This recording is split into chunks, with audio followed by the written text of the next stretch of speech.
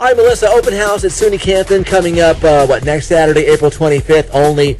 Not going to be done in person, going to be done online. How's this going to work?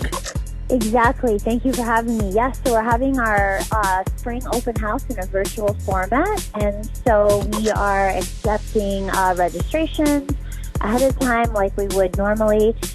People will be given an access code. We're going to run it in the format of a go-to meeting session, and we'll have different guests popping in and out of the day. Some will be live, some will be pre-recorded, but hopefully giving everyone the best experience we possibly can, but in a virtual format instead of on campus.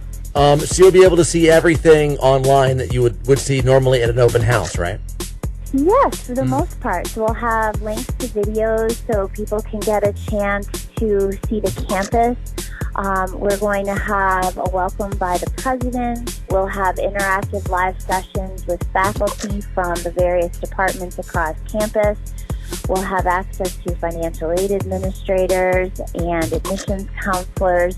And most importantly, we're going to have our student ambassadors present so future students can get a chance to interact with current students to get the best perspective of what it's like to be a student at SUNY Canton. Oh, so you'll have real-time interaction then? Absolutely. Awesome. How do you get registered for this? Sure. So right now you can go to canton.edu.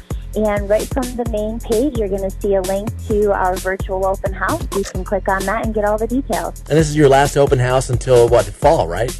Yeah, so we'll be running some smaller programming throughout the summer. And if restrictions are lifted and we're allowed to return to campus, we'll likely run some open house type programming over the summer as well to welcome people who want to visit the campus.